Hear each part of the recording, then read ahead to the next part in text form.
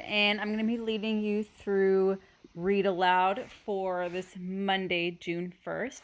And we're continuing with the third book of The Thief of Always. We're getting to the close and it's getting pretty exciting.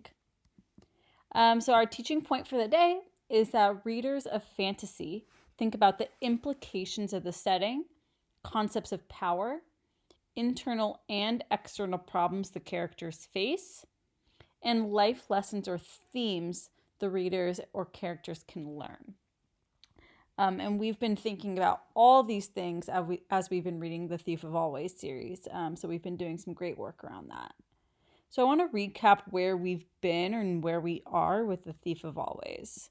So we just saw Harvey defeating Mar, Karna, Jive, and Rictus, a lot of the villains of this narrative.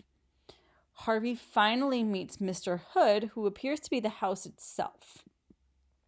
Mr. Hood tries to convince Harvey to stay in Holiday House, but Harvey insists that he just wants his years back, and he also doesn't want to become evil like Mr. Hood. He wants to go home and take his life back. There has been a major power shift because it seems as though Mr. Hood and his associates have been pleading with Harvey more than the other way around. This power shift likely came from Harvey ceasing or stopping to fear them. They gained their power from fear. So the tables kind of turned a bit. And it came from Harvey being brave and not fearing them anymore. So some themes that we've been noticing and taking note of is good versus evil, doing what's right even when it's extremely difficult, and confronting your problems head on, facing your fears. Here's some graphic novel vocabulary that we've been encountering, and we'll encounter some of it as we read. I'll just name the vocabulary itself, and then you can re-access this page if you want to read deeper.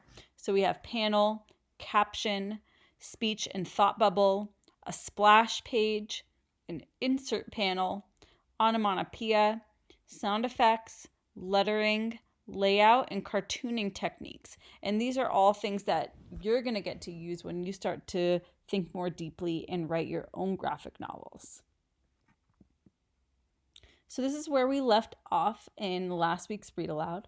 Harvey was trying to trick Mr. Hood by asking him to prove his power, asking him for so many complex things that Harvey thought it would wear him out. And we noticed that the author and illustrator made this choice that the red was Mr. Hood talking and the white was Harvey talking. Admit it, thief. If I'm going to be your apprentice, I need to know how powerful you are. You have one final gift, one final proof of my power. Then you must accept me as your master forever and ever. Agreed? Agreed. And that's where we left off. We're about to find out what he's going to wish for. So tell me, what do you want? I want the seasons, all of the seasons, at once. At once? That's nonsensical. It's what I want. You said one more wish and that's it. Very well, I will give it to you. And when you have it, little thief, your soul is mine. I'm noticing here that the author is using, and the illustrator is using a splash page to highlight this big boom of lightning, the granting of Harvey's wish. It looks a little scary, like the big dark cloud, the lightning, the rain. It looks really powerful. Enough, enough. No one's listening, Hood.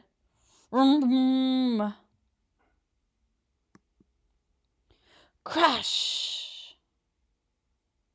So I'm noticing similarly here too, the author and illustrator are using a splash page to emphasize a lot of things.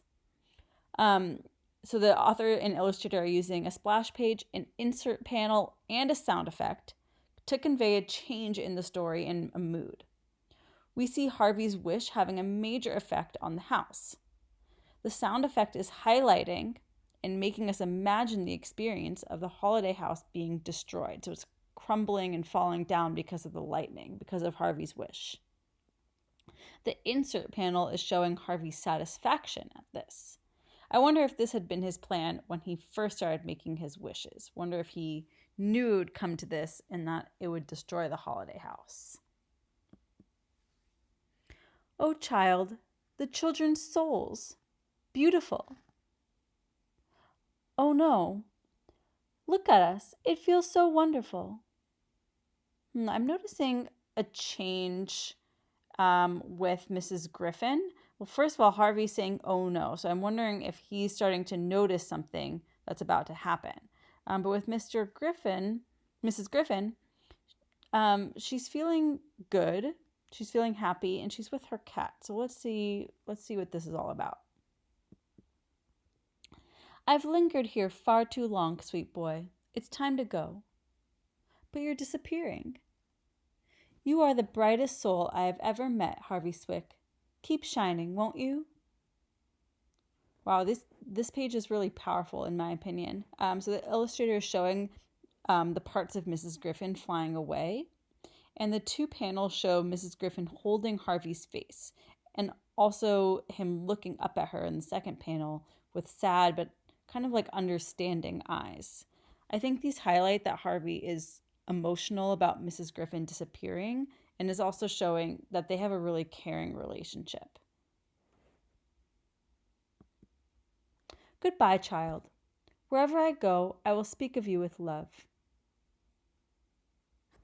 So I'm noticing in this page, the first panel, it shows Harvey and Mrs. Griffin together as she's flying and floating away. But in the second panel, it shows Harvey alone, emphasizing that Mrs. Griffin has left this world. I wonder if you think she wants to be leaving this world. Is this a positive thing?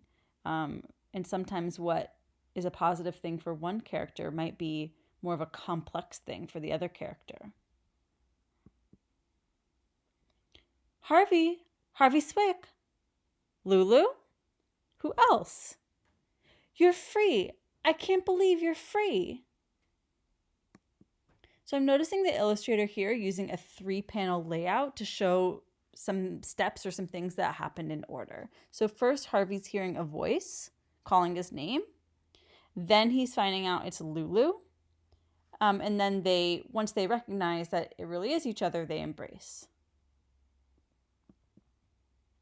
We're all free. We should get out of here. I don't think we'll have any trouble getting through the mist now. So I'm noticing within this section, it appears as though the story arc has been gradually taking a turn. We seem to be more in the solution or resolution phase of the arc. So when we think of the story arc, we think of a beginning, some rising action, a climax, and then it falls into resolution solution. So that seems to be where we are in this section. So the monstrous characters have died, and certain characters are finding resolution to their major problems, such as Mrs. Griffin dying after a long, painful life, Lulu being set free from the holiday house's dangerous hold, and other children and their souls have been set free. So good readers always want to think about where we are in the story arc when we read narrative stories. What did you do, Harvey? Pull the place down brick by brick? Something like that. What's that? The lake disappearing. Slurp! Where to? Who cares?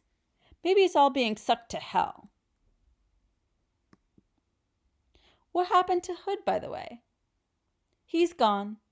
They've all gone. Not quite. And then there's a turn of events. So my short response question for you to think about for this section is, what effect did Harvey's final wish have on the plot of the story? Use 2 details from the text to support your response. So I can't wait to see what you guys do and what you write for your short response. Have a great Monday, 5th graders.